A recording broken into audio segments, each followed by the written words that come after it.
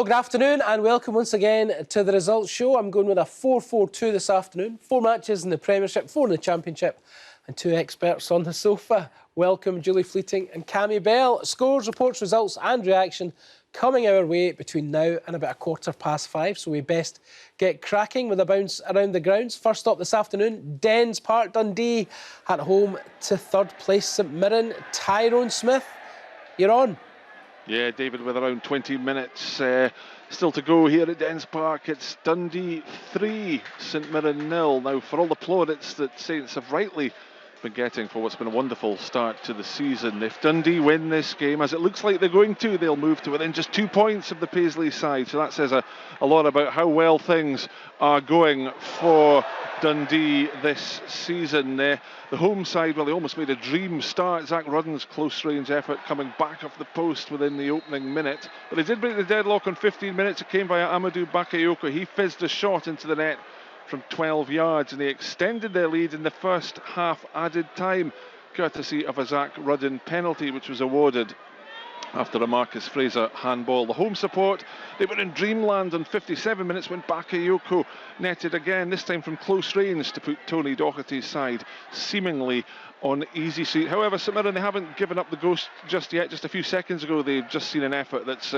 rebounded back off the crossbar, but perhaps that sums up the Paisley side's day so far at Dens Park, where it's Dundee 3, St Mirren 0. Whose day is it at Fir Park? Motherwell against Hearts this afternoon. Let's welcome Martin Dowden. It's Motherwell 0, Hearts 2. It's Hearts ahead thanks to Lawrence Shanklin's double. Alex Lowry was looking dangerous. It was his corner that Frankie Kent nodded back across goal for Shanklin to slot home from close range for a first half opener, and deservedly so at that stage. Then VAR, of course, became central. Liam Boyce went down in the box. No penalty given by David Munro, the referee. He was then called to check that decision and seemed to determine there was not enough contact in Dan Casey's high boot to merit the award of a penalty. Strong from the referee, but no one on the ground had a clue what was going on. Not exactly ideal. Stuart Kettlewell changed things at half-time. He got an initial response, but Hearts had another penalty shout when Shanklin went down again. VAR checked it again. I'm not sure anyone really knew what was going on. It really has to be better for fans at grounds. Eventually that was waved to play on, but Hearts got that crucial second. The striker got in behind the Motherwell defence, raced round Liam Kelly and slotted home past the despairing defence racing back. Hearts ahead and on course for a result that would take them to 4th, just 2 behind St Mirren as things stand. Motherwell 0, Hearts 2. Let's head to Easter Road now. Brian McLauchlin is on call there, watching Hibs against Kilmarnock. Good afternoon, David. 74 minutes on the clock here at Easter Road, and it's Hibernian 1, Kilmarnock 0. A game with very few chances, indeed the only goal coming after 36 minutes, but what a goal it was.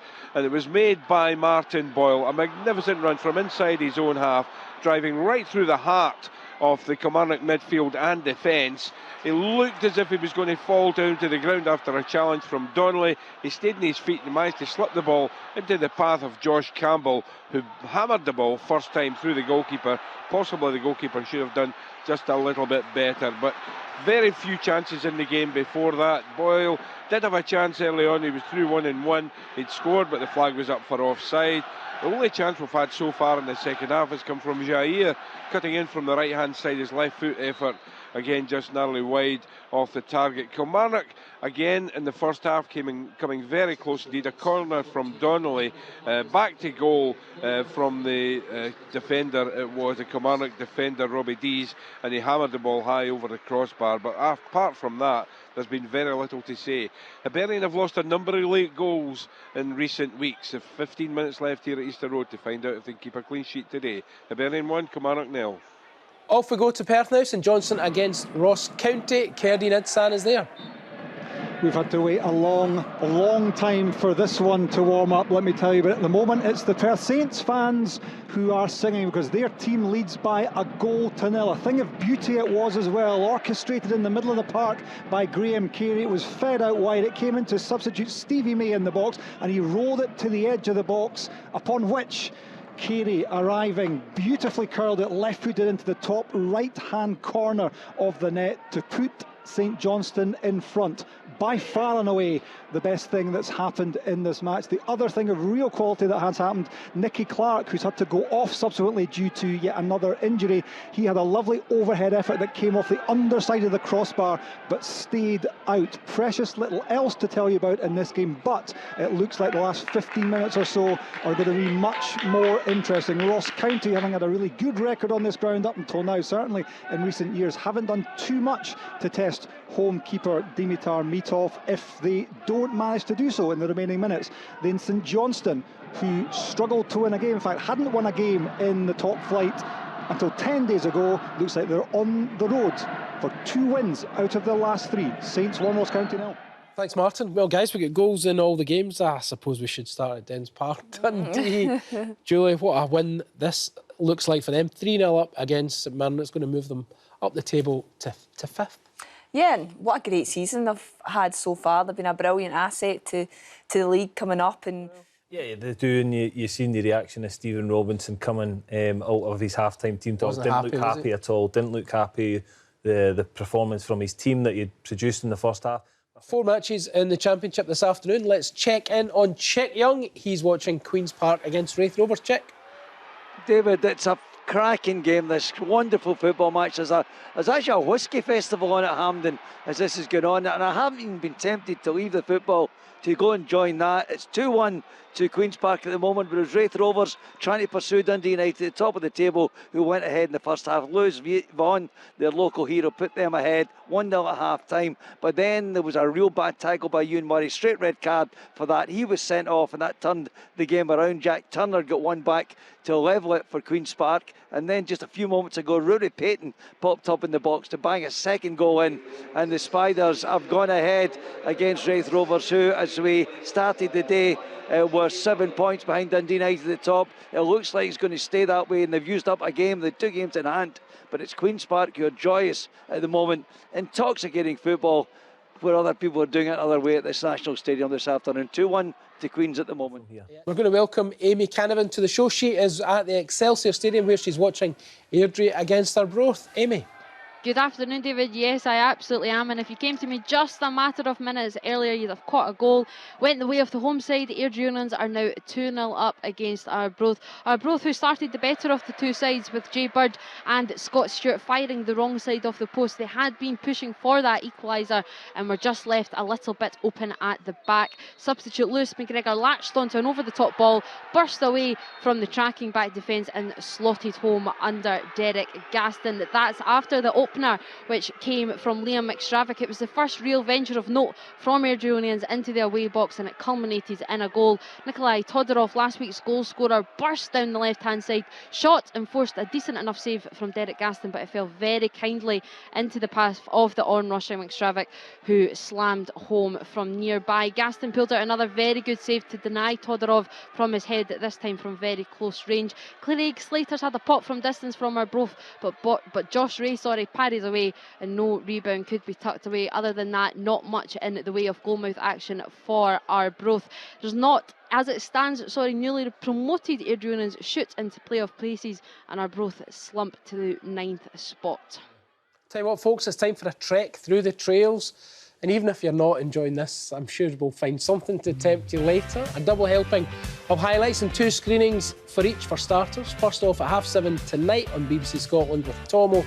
Then join us tomorrow at 7:15, both repeated on BBC One. Hope you've got that. And if you miss either of those shows, how could you, first of all? But you can catch Goals Plus with all the best of the weekend's action on the iPlayer from Monday. Tomorrow, radio-wise, there's Premiership action on Sports Sound. That's from 11:45. Live commentary coming your way of Livingston against Rangers and Celtic at home to Aberdeen. Also, commentary of Scotland's penultimate Euro 2024 qualifier on Thursday. The game away to Georgia is live on Radio Scotland Extra from 4 o'clock. There's highlights of that match in the evening on BBC Scotland from 10. We'll also have the best bits of the game against Norway on Sunday night at 10:30 on BBC One. Sandwiched in between those internationals, BBC Alapa have live coverage of Falkirk versus Dundee in the SPFL Challenge Cup. Dundee United on Friday. Fill your boots, and that's what Dundee have been doing this afternoon. 4-0. I think off the top of my head, that's going to be their biggest win of the season. Certainly St Mirren's biggest defeat. But it's full time at Dens, so we will hear once again from Tyrone Smith. Dundee St Mirren, big win for the home side. Yeah, David, it's finished Dundee 4, St Mirren 0 here at Dens Park. That's a result which moves them to within just the 2 points now of the third place Saints. The home side, they almost took the lead, in fact, in the opening minute. Zach Rudden, we'll hear more of him later, outmuscled the Saints defender Richard Taylor, and then with just the keeper to beat, he clipped his effort off the right-hand post. However, the Dark Blues did score on 15 minutes. Saints couldn't clear an Owen Bet corner. The ball eventually fell to Amadou Bakayoko, and he made no mistake rifling it into the net from 10 yards out. Dundee made it 2-0 on the stroke of half-time. Marcus Fraser, he handled the ball in the box. A penalty was awarded, and Zach Rudden did the rest, dispatching the resultant spot kick. A clearly unhappy Saints boss, Stephen Robinson, he made 4 changes at the break to try and turn this game round, but it didn't work as Dundee extended the lead 10 minutes after the interval. The ball was slipped through to Rudden, who burst down the right-hand side. His angled shot, it was saved by Zach Hemming, but the Saints keeper could only parry the ball into the path of the on-rushing Bakayoko, who had the easiest of tasks to fire at home to get his second and Dundee's third goal of the afternoon. The visitors, they did have a chance to cut the deficit. That was when Thierry Small's effort rattled the crossbar, but that perhaps summed up St Mirren's day. The home support, they were cheering again on 84 minutes when Luke McGowan, he played the ball through to substitute Zach Robinson, and he, cool as you like, slotted it under Zach Hemming and into the net to put the Dens men well and truly out of sight. And that was that in the City of Discovery, where in front of a very happy 5,496 fans, it's finished Dundee 4, St Mirren 0. So Dundee just a couple of points behind St Mirren now. That's the same story for Hearts, because they've enjoyed a victory away to Motherwell this afternoon. Martin Dowden will fill us in on all the details. Yeah, full-time Motherwell 1, Hearts 2. Lawrence Shanklin is back amongst the goals. It's crucial for Hearts, crucial for any side. They needed a win and got it to climb right up the table. They went ahead when Motherwell failed to deal with a corner. Kent found Shanklin and he produced an excellent back heel finish from close range to net. Hearts then thought they had a penalty when Liam Boyce went down, but the referee called it as not one. Then again, when asked to review, to keep Motherwell hanging in. Motherwell did improve slightly after the break, but it was Shanklin who went down again in the box. VAR review equalled no penalty once again, but he was not to be denied. He raced onto a through ball with Motherwell exposed, danced away from Liam Kelly and slotted home his second. Stuart Kettlewell made changes. They got back into it when Alex Cochrane handled in his own box. No real debate about that one. Up stepped Blair Spittle and he finished superbly. The comeback didn't quite materialise though, as Hearts managed the game for a crucial win for Motherwell. They just can't buy one right now. Full time, Motherwell 1, Hearts 2. Big news from McDermott Park in Perth. Kheredine and St Johnstone against Ross County. The Sainties off the bottom of the table. Yes, indeed. St Johnstone 1, Ross County 0. This is a result that really shakes things up, as you say, David, at the bottom of the table. Saints now away from last and up to 10th, thanks to the precious 3 points they've just picked up against the side they've just jumped above in those league standings. In truth, this was very far from a classic. Any football that was played came after the break, and it came from the men in blue. Nicky Clark had a wonderful overhead which came back off the underside of the crossbar but stayed out, and 20 minutes from time, the moment that really counted, a Graham Carey stunner. He set things going in the middle of the park. Lovely football from Saints down the left hand side. Stevie May put it on a plate for him, although that plate was right at the edge of the penalty area. He connected beautifully with a left foot curler right into the top right hand corner. Huge cheers all around this ground from over 3,000 fans who sing a bit of a Saints renaissance at the moment. After that, Stevie May could and should have put the game beyond Ross County for good, but there was a good save from Ross Ladle when the striker was played inside the area by Dan Phillips. However, the single goal was enough for St Johnstone. They only won their first Premiership match of the season some 10 days ago, and now they've got 2 wins out of 3, 7 points out of 9. A good start, an encouraging start, you would say, from new boss Craig Levine. Final score here, 1-0 to the Saints. Yeah, he looks happy, Craig Levine there. Looks very casual as well. Let's head to Easter Road now. Hibs at home to Kilmarnock this afternoon. And Brian, a third win of the league season for the Hibees. Yeah, it's Hibernian 1, Kilmarnock 0 in front of a crowd of 16,250, and the home fans amongst them certainly relieved at full time as this ends a run of 7 matches without a win for Nick Montgomery's side. Only goal came after 36 minutes. It was Martin Boyle who set up a terrific run inside his own half. He was challenged a couple of occasions by Kilmarnock defenders who slipped the ball into the path of Campbell, who hammered home. Although you would have thought that the Kilmarnock goalkeeper, Will Dennis, could have done a lot better. Dennis was at full stretch to deny Campbell a second of the afternoon after 86 minutes. Kilmarnock threw everything, almost the kitchen sink and all, at Hibernian defence latter stages of the game, and came very close indeed. A cross into the box was met by substitute Rory McKenzie, guided towards goal, and only David Marshall at full stretch denied Kilmarnock an equaliser. As I said, a sense of relief around Easter Road. It finished Hibernian 1, Kilmarnock 0. I think we can bring you news of another thrilling grandstand finish, this time from the English Premier League. Farookhi will describe how the game between Wolves and Tottenham Hotspur transpired. Well, what a comeback from Wolves in stoppage time here at Molineux. In the 91st minute, they drew level through Pablo Zarabia, and then he assisted the winner in the 97th minute from Lamina. Gary O'Neill sent into wild celebrations with his technical staff on the touchline here. Brennan Johnson did give Spurs the lead in the 3rd minute, but that seems an awful long time ago now. Wolves responding so well, working so hard to get back into this game, and in stoppage time finally getting the dramatic win that they needed to kickstart their season. Tottenham, though, miss out on the chance to go top of the Premier League. Thanks very much, Maz. That report takes us nicely to today's classified results roundup. Seatbelts on, here we go with the Cinch Premiership.